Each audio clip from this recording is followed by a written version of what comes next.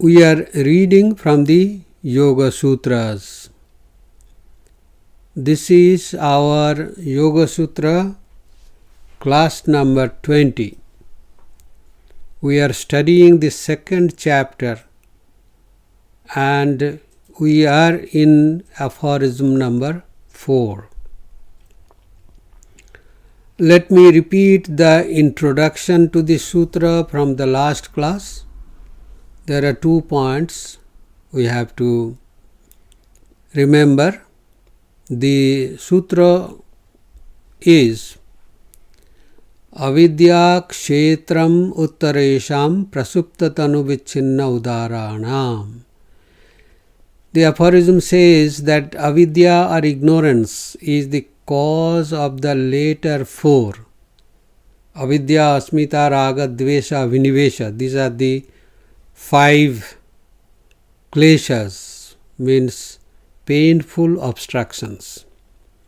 Obstructions are painful because it is painful to tolerate them and it is painful to remove them.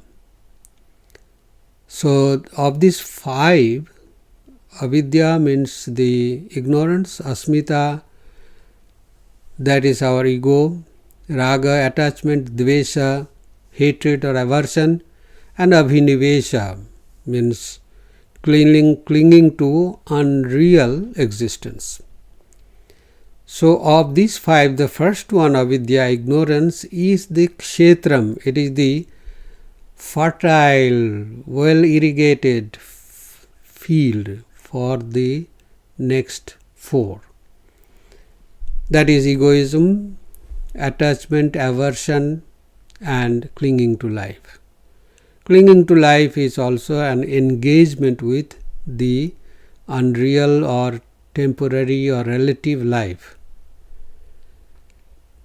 In fact, the later 4 are the modification of this ignorance only. According to Vedanta, non-dual Vedanta, these later 4 are called the errors, which has the cause in ignorance. Ignorance is the cause of the error. That means these impressions are nothing but different states of the same ignorance. What is this avidya or ignorance? It is the ignorance about our real nature. That is also true according to the Yogasutras. These 4 modifications are there in us, either prasupta tanu vichinna udaranam, either prasupta or sleeping, tanu or weakened, and vichinna, not in use. Vichinna actually means disconnected, but here the meaning is not in use, and that is why it is disconnected. And then udara means active, it has spread in a big form. What is prasupta or dormant? The direct meaning is sleeping, prasupta. That means the 4 modifications of the ignorance called egoism, attachment, aversion, clinging to life are there but are not awake at the same time. They are not in the manifested form. So you may wrongly think that they are not there.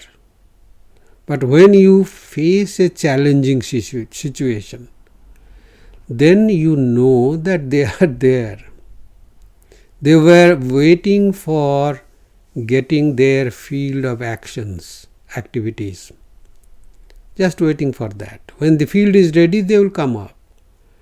Hence, it is always good to work in a good group so that we are able to recognize our bad tendencies and cure them.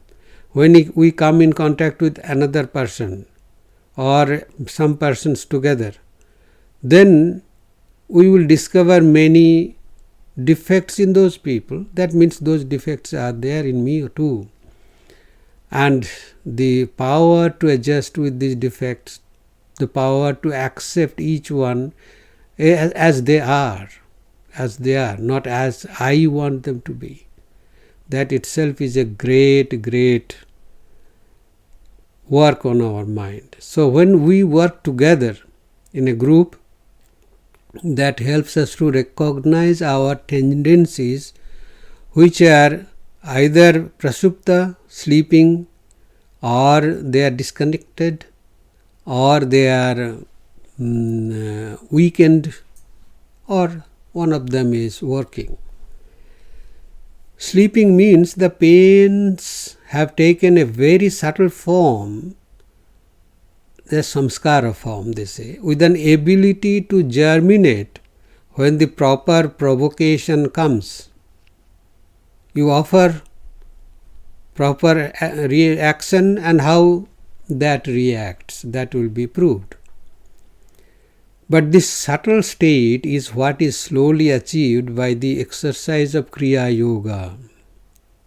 The subtle state where you are able to differentiate between these pain-giving vrittis, that is achieved through the Kriya Yoga.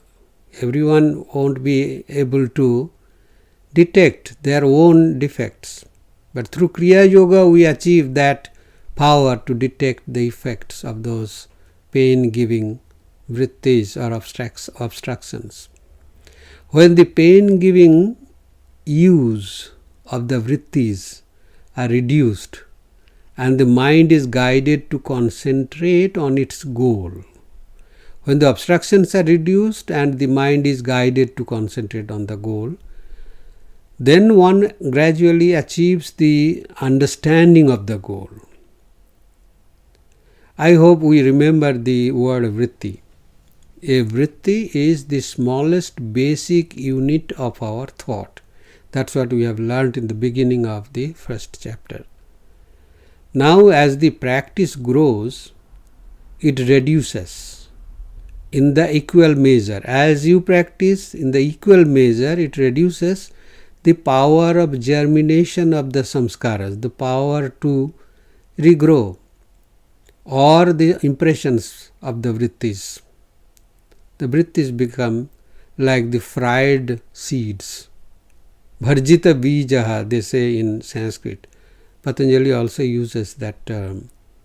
Finally, the impressions of these kleshas or painful use of the vrittis, the samskaras, are burnt. This is the goal of Kriya Yoga. This is the goal of Kriya Yoga, to reduce these vrittis, slowly weaken them, and finally burn them. The difference between the dormant kleshas, or the kleshas which are just waiting for germination, and the kleshas which are burnt, the difference is that the dormant kleshas will reappear provided a proper field is given to them. But the burnt ones are gone forever. So this is the introductory part of that. So prasupta is included, and then comes the next tanu. All these four. Asmita, raga, dvesa, abhinivesha means egoism, like and dislikes, and also clinging to impermanent things, impermanent life. All of them have got these three types. Prasupta, four types. Prasupta, vichinna, tanu, udaranam. Now we are taking up the tanu. Tanu means weakened. By the practice of Kriya Yoga, they are weakened. Later on, we will learn that Kriya Yoga will teach us how to reduce the painful use of the vrittis. We are not calling it painful vrittis, but we are saying that painful use of the vrittis by practicing contrary vrittis. Like for example, when we want to reduce hatred or aversion, we will need to practice its opposite, which is love, but not all love, but unselfish love. That will help us to reduce this aversion or hatred. This way we can weaken our tendency to painful use of the emotions. I am using this phrase, painful use of the vrittis or emotions, the painful use. This we will slowly elaborate on, and we will see why this is the painful use which is responsible for painful obstructions. Then prasupta is, we have seen, tanu we have seen, weekend, and vichinna, now not in use. Vichinna actually means, as I said, disconnected. But I am using this word not in use, that is a direct translation of one of the commentators. When we are in the grip of one emotion, like suppose when we are egoistic, then the other three modifications of ignorance are not in use. We are under the grip of one, then others are not in use. So that is vichinna. They seem to be disconnected, and they really remain disconnected. Not in use also means that the vrittis may be sleeping or may be weakened. So this can also happen. So vichinna means not in use. Udara means expanded, active. The word actually means generous.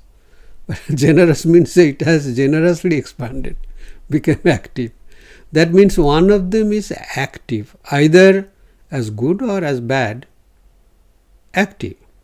One of these four, this ego, the likes and dislikes, and also clinging to unreal life. Hence others which are not being used would seem to be as good as not there. That is a mistake we sometimes make. Now the definitions of the 5 kleshas or pain-bearing obstacles are being given separately one by one. So now the first one is avidya. Anitya, ashuchi, dukkha, anatmasu, nitya, suchi, sukha, atmakhyati avidya. It says that avidya means ignorance, means mistaking the non-eternal, the impure, the painful and the non-self as the eternal, the pure, the happy and the self, Atman, respectively. So this we will go on elaborating. The definition of avidya or ignorance is an indicative definition also. You don't need to search for the implied meaning. The meaning is crystal clear. If you identify a red color as green, it is clearly a wrong knowing, a wrong cognition. They call it color blindness. This will be called delusion when, in spite of repeated confirmation by millions of others and the scriptures, the saints and sages, that my seeing is wrong, I do not accept it to be wrong. This is called avidya or ignorance. The mistake is only a simple one, a small mistake. I cannot differentiate between what is the self and what is not self, what is Atman, what is Anatman. That is the issue here. So this is a very simple, small issue. I cannot differentiate between what is Atman and what is Anatman. Well then, differentiate. That is a big problem. So there are theoretical definitions for both Atman and Anatman, and those definitions prove that Atman and Anatman are contradictory. The definitions themselves say Atman is permanent, nitya, pure, it is the happiness, it is the self. Anatman is anitya, means non-eternal, impure, and it is dukkham, suffering, and it is not the permanent self. These are the contradictory definitions. You cannot define one as the other, that is why they are contradictory, because that will be a wrong definition. Still we interchange the definitions and make a mess of our life itself. That is our problem. The Yogasutras says, in fact all the philosophies say that Atman is the eternal existence and the body is perishable. We do not need spiritual texts or gurus to tell us that this physical body dies and perishes either inside the earth or in the fire. Still we think and sometimes stubbornly believe, like the ancient Egyptians did, that the body is eternal. This is called ignorance, avidya. This is called viparjaya jnanam. Viparjaya jnanam means contrary knowledge, which is not true. Patanjali makes a table to contrast the four contradictions that are the four easy symptoms of avidya: anitya, asuchi, dukkha and anatma. Number one, it is called ignorance when the non-eternal, anitya, is mistaken as the eternal. Mistaken means the understanding is called khyati, knowing, and mistaking means akhyati. So is mistaken as the eternal nitya. When we are speaking about ourselves being a victim of ignorance, then ignorance is not a third independent entity that we could study it as a neutral observer. That is the problem. Ignorance is in us, part of us now. And if we want to study that, we are being affected by that. So it is not a separate entity that I put in the laboratory, chemical laboratory, and then analyze it and understand it. No, it is together with us. That is why the asmita will be explained afterwards. Ignorance is our own wrong understanding. Suppose I see the rope as a snake. Now, according to the non-dual Vedanta, it is an example of contradictory understanding, viparita bhavana, viparita jnanam. The typical example of contradiction is that of light and darkness. These two are contradictory. If you have light, you won't have darkness. But the Yogasutras does not validate this example as an example of contradiction. They say wrong understanding, but not contradiction. They say that it is an example of wrong understanding, means ayathartha jnanam, not the right understanding. Wrong understanding means it is not a right understanding. Instead of seeing the rope as a rope, you are seeing it as a snake. That's all. What is the problem? Wrong understanding. But the problem is, there is a problem. There is a misinterpretation by the yogis in this analysis of the Vedantic example of rope and snake illustration. Vedanta is not interested in the meaning that the rope is mistaken as a snake. Any fool can understand that. Once again, Vedanta is not interested in the meaning of the rope and of meaning that the rope is mistaken as a snake. Vedanta uses this example, this rope and snake example, to explain that the snake of this example is not there. Therefore, it is unreal. The example is given to show that we are mistaking the rope for a snake. The snake is not there. This example, Vedanta also does not say that all snakes in the world are unreal. Then that is a big problem. They are as real as the rope. But in this particular example, the snake is not there. And you are seeing it there. It is a mistake to see a snake or any other thing at a place where it is not there. Let me quote the famous and satiric example or mocking analogy that is used for more than a century to differentiate between science, religion and Marxism. The analogy is, someone is trying to find a black cat in a dark room when the cat is not there. Someone used this analogy to differentiate between science, philosophy and Marxism. It is said, with science the absent cat is present and hence real. See? With philosophy the cat is absent, hence it is unreal in that room, in respect of that room. And with Marxism, they still manage to find the cat in the room where it is not there.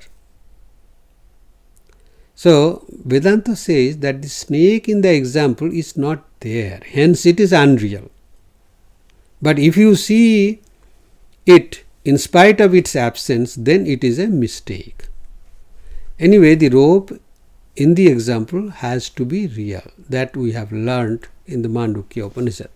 So the contradiction is that we see unreality as reality because we do not see the truth. Shankaracharya uses the reason tamaprakashavad viruddha svabhavayoho in order to explain why satya, the real, and anrita, unreal, are contradictory. He says tama means darkness, prakasha means light, vad means like, viruddha svabhava, viruddha means contradictory, svabhava means in their nature. So this stress is not on light or darkness, but on real and unreal natures of Atman and Anatman. They are contradictory in their real nature, viruddha svabhavayoh. Anyway, according to the Yogasutras, and we are following that Yogasutras, but by way of clarification I had to explain this idea. According to the Yogasutras, this wrong understanding or mistake is the main contributor to our lingering desire to cling to this life. We think that this life is real. We cling to life because we think that this life is eternal, or rather we don't want to accept that earthly life is a perishable life. This is this meaning alone called wrong understanding? This meaning?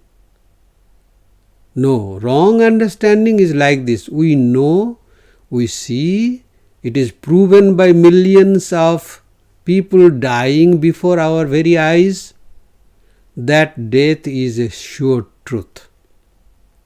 The body dies. Still we are unable, or we don't want to accept that it is perishable, at least in respect of our own case. That is the root cause of our wrong understanding. And just imagine, we still have the courage to call ourselves rational people. In the Mahabharata, we read the story of the eldest Pandava brother, Yudhishthira, meeting Dharma or Yaksha near a lake. One of more than 100 questions asked by the Yaksha this question was, what is a real wonder? The righteous prince answered, day after day, countless creatures are going to the abode of Yama or dying, yet those that remain behind believe themselves to be immortal. What can be more shocking than this? So this is the answer given by Yudhishthira to Yaksha or Dharma. Hence an unreasonable and impractical longing for the continuance of the perishable earthly life is called the most painful ignorance, abhinivesha. So this we will take up later. Now we go to the second one, that asuchi. Anitya we have seen, now we see asuchi. Asuchi means impure, or impure means which seems to be pure but not pure in reality. And then that is a mistake. This mistake creates a painful attachment or painful raga. Suppose there is a dishonest person, you get attached to him or her, then this attachment is a painful attachment. Sometimes we give our attachment a spiritual name, love, and try to raise it to the level of spiritual devotion. There is a test whether it is just pure love or pure attachment. If there arises any problem from this love, then we know who we are. Then we know how pure our love is. Then we know how spiritual and unselfish this attachment is, that we can call it love. Dvesha means hatred. The painful attachment seems to be joyous, but this mistake leads to dvesha, aversion, or painful hatred. Hatred is painful. It is painful for the hater and the person who is hated. It may be that the person you hate is not concerned at all and moves on, but you suffer.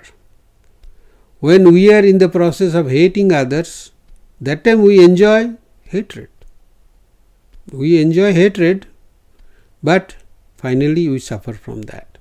So this is called hatred. And then the non-existence unreality, that is anatman. So anitya, asuchi, dukkha, anatmasu. Anatma, the non-existent unreality, seems to be the existent Atman. This mistake leads to I consciousness or painful asmita. Asmita also means a display of I consciousness or ego. We will see more about it in the next aphorism. So far we have seen the 4 symptoms of ignorance. Avidya is the term used by the Yogasutras for ignorance. According to Vedanta, avidya is the individualized ignorance, and the total ignorance is called ajnanam or maya. This differentiation we have to keep in mind. Anyway, let us follow the term as being introduced by the yoga, because we are studying the Yogasutras. Please remember that we are studying not only Yogasutras, we are studying Kriya Yoga here. We concluded that Kriya Yoga is nothing but Karma Yoga. Otherwise also in Sanskrit, Kriya means action or karma. Kriya means action, karma means also action. Anyway, Kriya Yoga involves action. That is why it is called Kriya Yoga. But we are going to study ignorance, etc.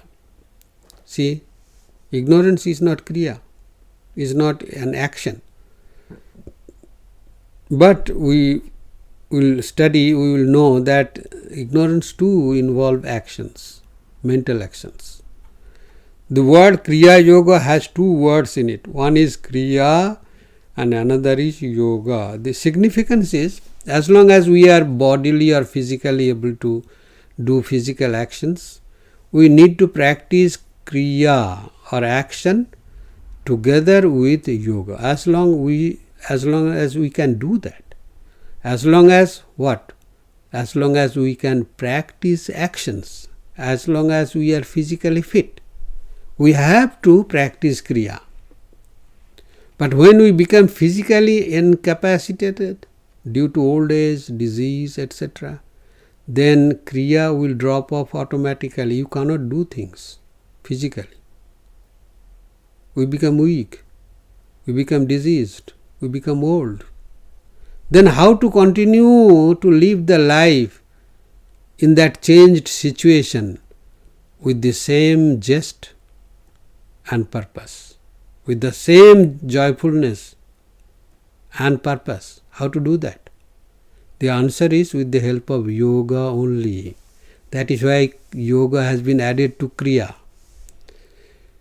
Kriya or karma or actions have fulfilled their purpose before dropping off. They have prepared us with the power of yoga. If you practice only yoga without karma, you will not understand the tremendous practicality of the spiritual science. Only yoga. This is connected with life and it and its purpose on both sides. And life is full of purposeful activities that finally lead us to our goal.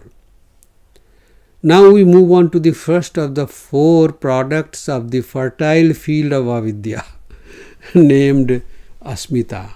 The first of the 4 product, asmita.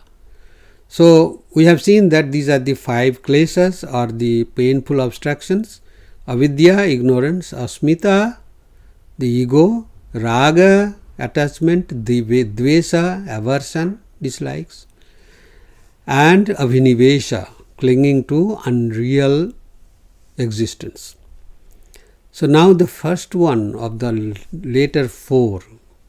It has been said that avidya, ignorance, is the very source of these 4.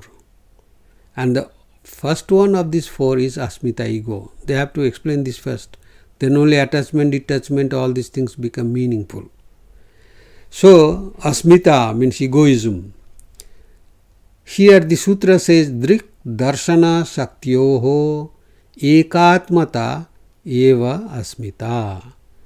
Egoism is the ekatmata, identification of the power, shakti, of the seer with the power of the instrument of seeing. According to Vedanta, we have learned that the self is mistaken as the ego, or the self is mistaken as the intellect.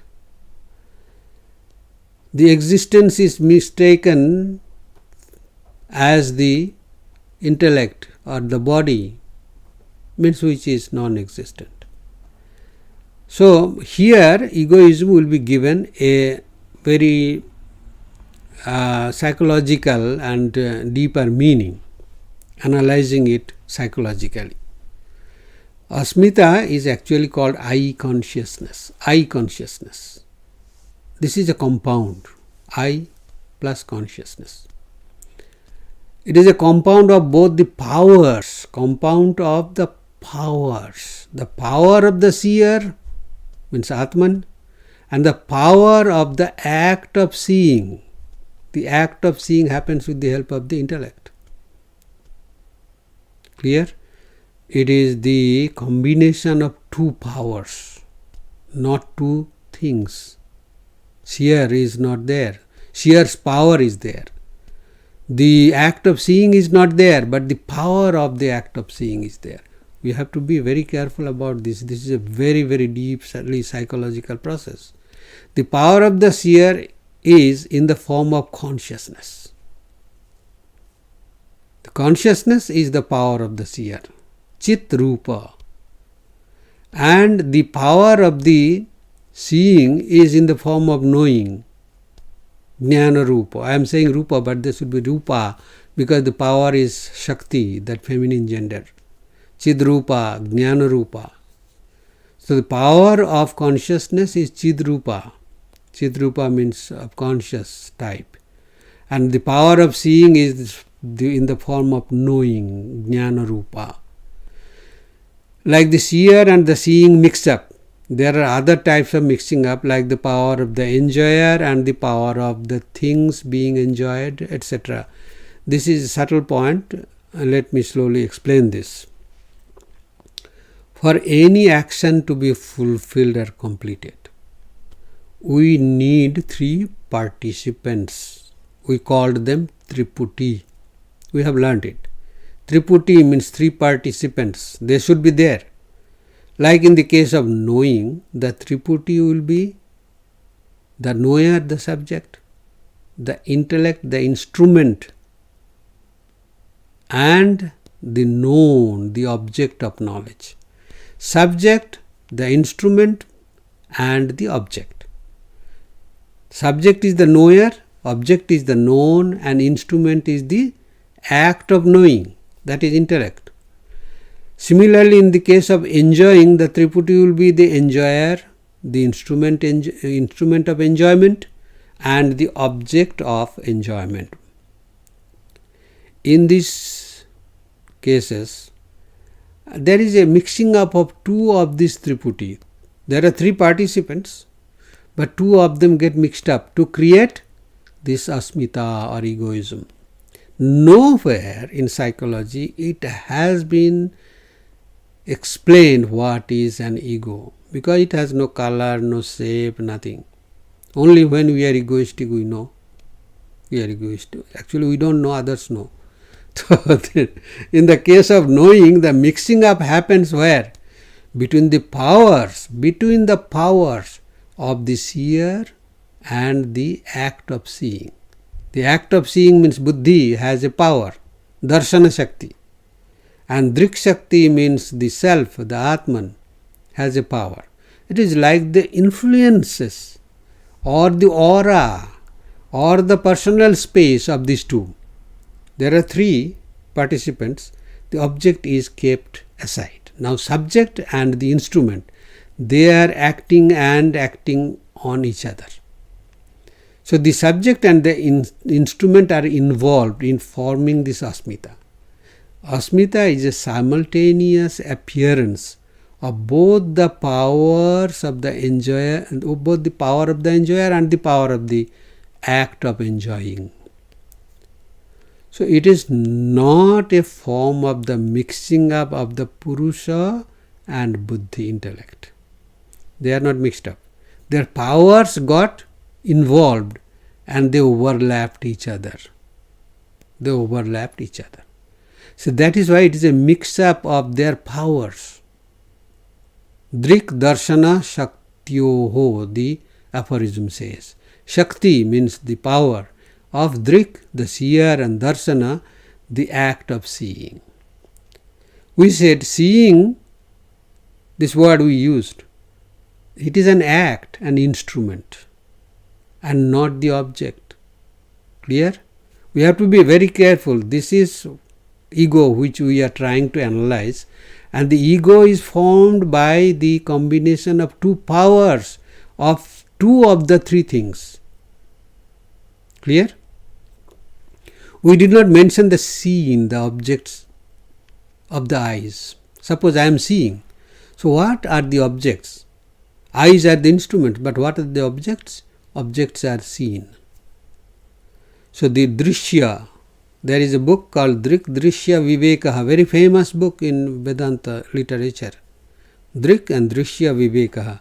But here what we are doing, trying to analyze the Drik and Darshana, not Drishya, Drik and Darshana, the subject and the instrument of seeing, not the object, not Drishya. So that forms the ego, the sense of ego. The I consciousness means the awareness of the I, ego.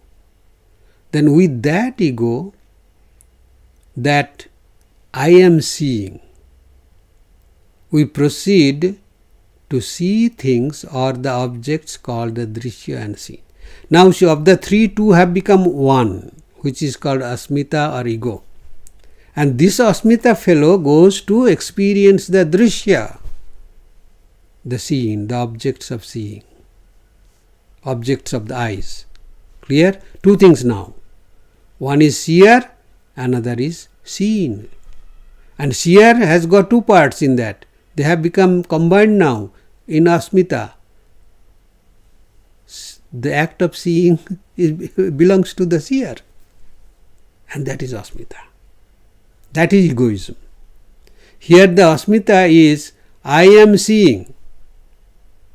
This is a combination of the power of the I, seer, and the power of the seeing. Clear? Actually, of these two, one cannot appear without another. Of these two means of the seer and the act of seeing. Drik and darshana, not drishya. Drik and darshana. Of these two, one is always together with the other.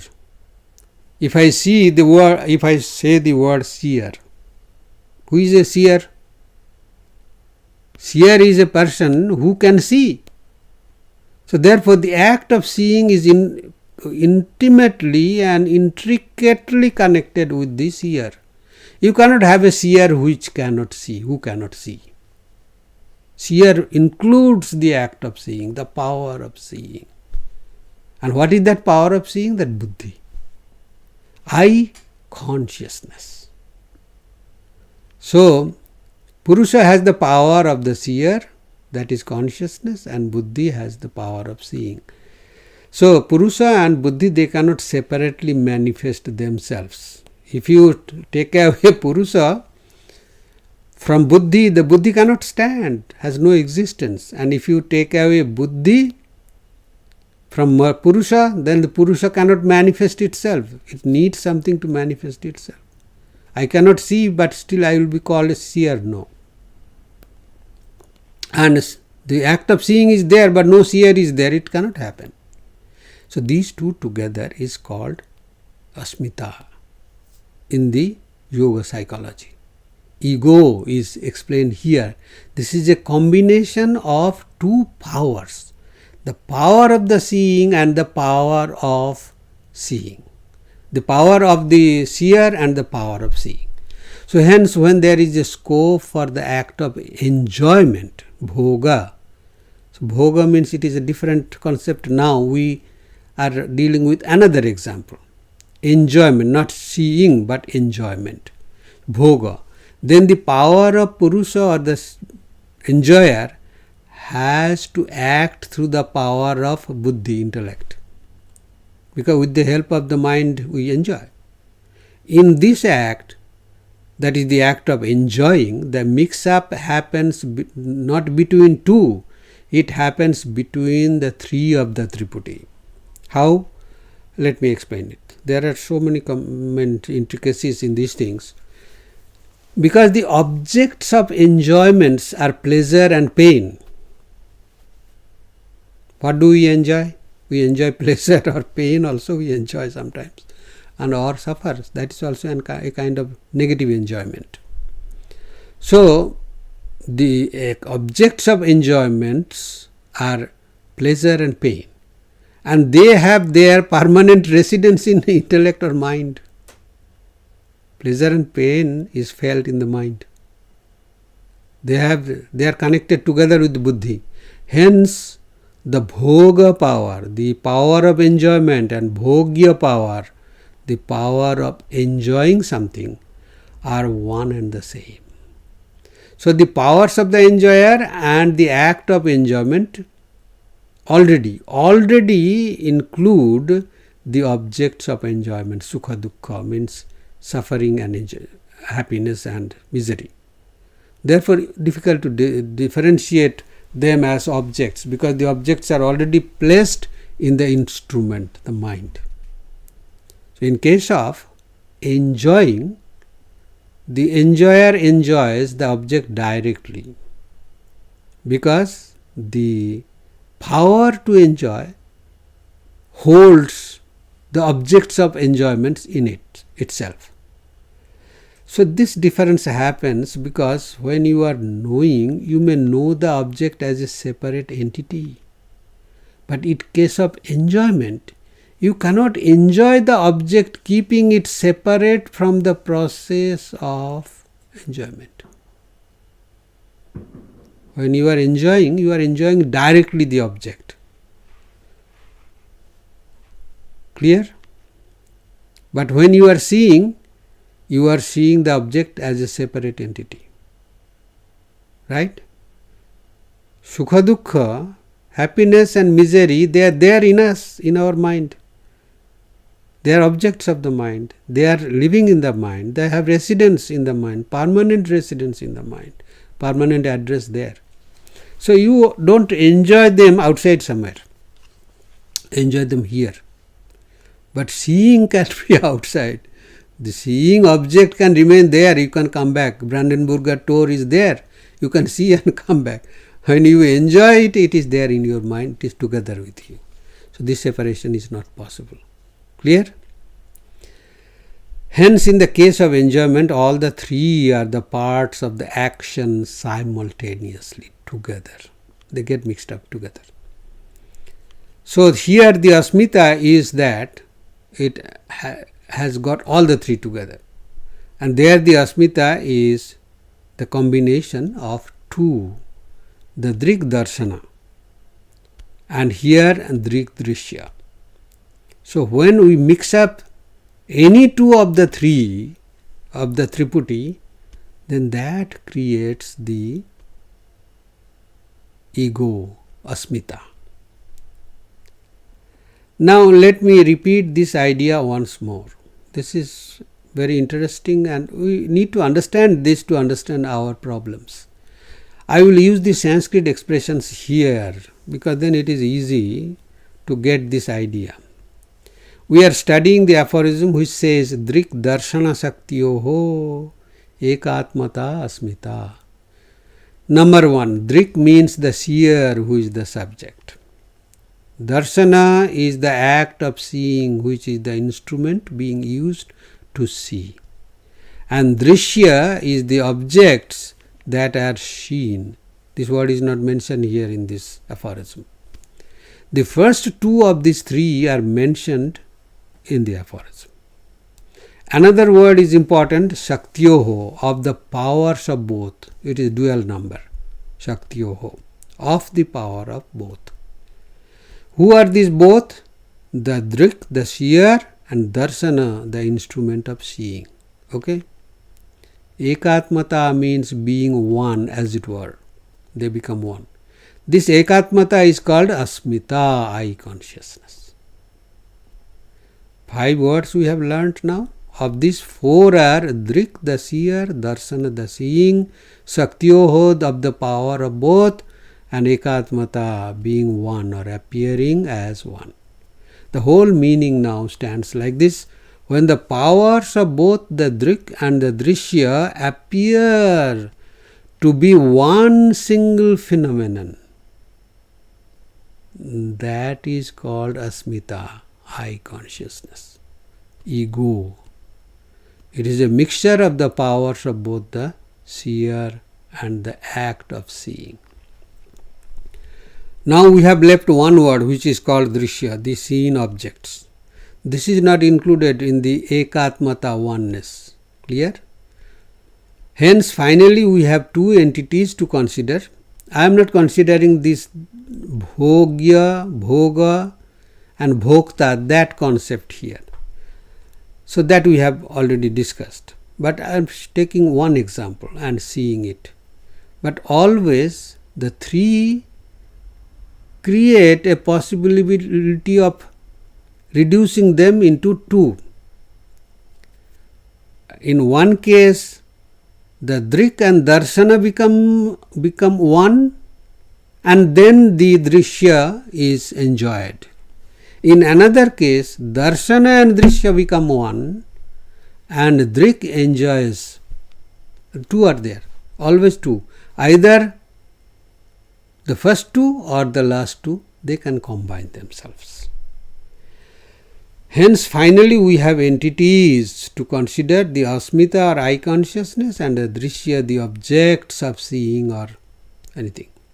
Hence, when I think that I am seeing the objects, it is actually the ego or I consciousness which is seeing. When I think that I am enjoying the object, it is the I consciousness or ego or Asmita which is enjoying. Once again, what is Asmita? It is a mixture of both the powers of the Drik, the real seer, and Darsana, the act of seeing. It is Darsana, not Drishya, please remember. Drik and Darshana are not taking part in the actions, but their combined powers created a third entity called the Asmita or ego, which like an agent or actor is enjoying or seeing or hearing, etc. So that is a combined power, a third entity which is created as it were to experience this world. The Devi Saptasati I referred to last time, or the famous Sri Sri Chandi, mentions that the powers of all the gods combined together created the goddess. Powers, not gods. They did not combine them. Their powers got combined. And these powers created a third entity, a separate entity here, Then this power, Shakti, Devi, she released tremendous power to eliminate the demons. Here also we find that the powers of both the seer and the act of seeing created this third entity which performs the actions of seeing the object, the seen. Asmita is called avidya, ignorance, or a mistake, because it is a mixing up of the power of the real self and the power of the unreal intellect. Clear? It is ignorance, the effect of ignorance. It is a case of an identification between the real I and the relatively real buddhi, intellect. As we have seen, such an ignorance creates a world view that should be true as long as the mistake continues. As long as the mistake continues, the world appears to be true. In other words, this limitation of as long as is called a relative existence, time bound. This limitation is called relative. For our information, the ideas expressed in this chapter number 2 by Vyasa about the nature of the body and the soul are mostly derived from Panchashikhacharya. He was one of the prominent ancient gurus of the Sankhya philosophy. While we are studying the Yogasutras, we cannot ignore the conclusions of Panchashikhacharya, that great philosopher and also great saint. Now, Swami Vivekananda has given a clear idea about this ego or asmita in a different way in this Yoga Sutra itself. He said, in the course of taking a decision about our reaction to an action, there appears the idea of ego. So, who decides? The faculty of the mind which is known as intellect is the decision maker. So, the decision is made with the help of the intellect. And how does this intellect decide on an action or reaction? And we know that the third law of Newton, it says that for each and every action there is an equal and opposite reaction. But suppose a child comes and kicks the mother. An opposite reaction will be the mother will kick the child in return. It does not happen. Why? We do not follow the physical laws that way. Then why it does not happen? Because the mother looks and sees that it is her child. Therefore, decision is made in the mind, in the intellect, that she should not kick back. So, reaction is controlled. Reaction of an action is controlled by the intellect. Why? Reaction to an action should be equal and opposite, but it does not happen. So something influences it, not the intellect. Intellect is just a matter, an instrument, a machine. So it is a mix-up of the power of the seer and the power of intellect. And Swamiji, so wonderfully he puts it there. There appears the idea of ego. The idea. Very difficult to understand. Therefore, we have to call it an idea. For us who are studying like this, Drik Darshana Shaktiyoho, the powers of the seer and the act of seeing, for us it is an idea. We still don't know what our ego is. So asmita is the idea of ego, or it is a mixture of the two powers that the Yoga Sutra has so diligently and analytically explained to us. Why it is ego? Because it asserts its limited existence. It asserts its limitations. Hence it is called high consciousness. It is not consciousness. High consciousness. It is not the unlimited consciousness. It is limited consciousness. I consciousness. Clear? Including and from asmita, the later 4 kleshas or painful obstacles have 4 manifestations that we have told. The asmita or ego may remain in any one of these 4 states or shapes, like being dormant, weakened, disconnected or manifested. It can remain in any shape, but don't think that when it is disconnected it is lost. Don't think when it is weakened it is conquered. Don't think when it is dormant that it is gone forever. No. This is there. So, this is what the word asmita means here in this particular aphorism. So, we will have something more to discuss about this before we move on to the next one called raga, or attachment or liking. So, we have come to the end of our time today. So, thank you very much for your participation and for your time. We will end it with chanting of Om once. Om.